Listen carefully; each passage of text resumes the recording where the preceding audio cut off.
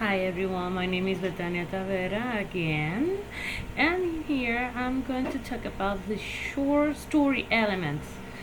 These elements, we are using it a lot in the classroom.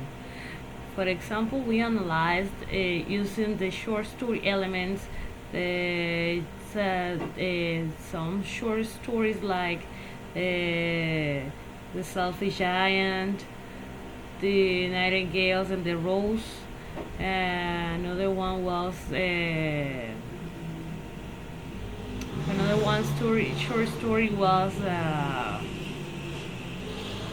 well, I forget, but now we are going to talk about this, and I'm going to start saying that when you analyze a short story, you use these elements. These elements are setting, conflict, point of view, plot, character, chapters, and theme. First of all, I'm going to start to mention the definition of setting. Setting, it is the time and location in which a story takes place. There are some aspects of a story setting to consider at the moment you are examining a story, as place, time, weather conditions, social conditions, mood, or atmosphere. Plot, it is how the author arranged events to develop his basic idea. It is the sequence of events in a story or play. There are five essential parts of plot. The first of all is the introduction, the beginning of the story where the characters and the setting is revealed.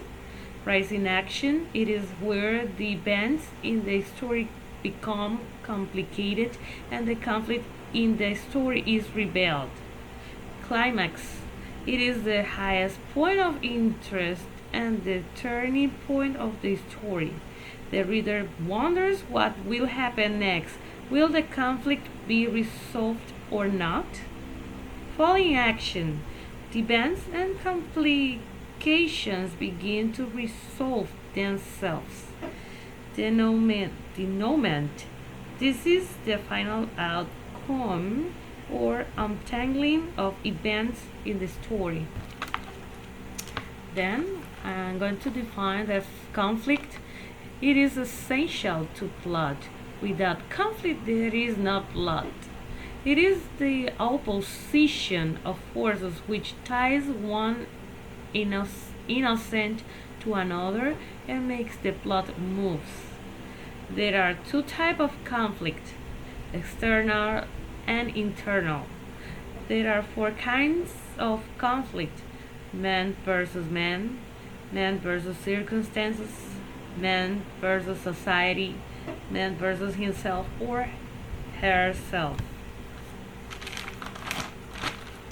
Now I'm going to define character. There are two meanings for the word characters.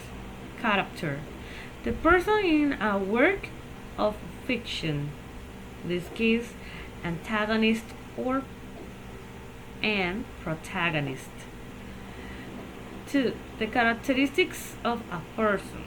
In order for a story to seem real to the reader, the characters must seem real.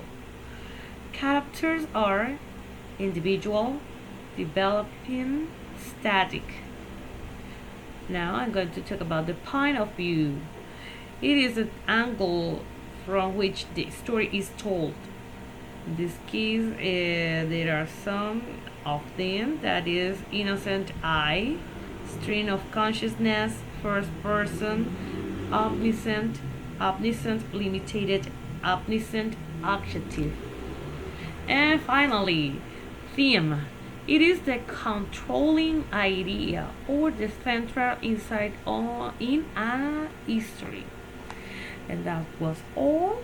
We use all these elements in at the moment when we are analyzing some tests, And that's all. Thank you so much. Bye.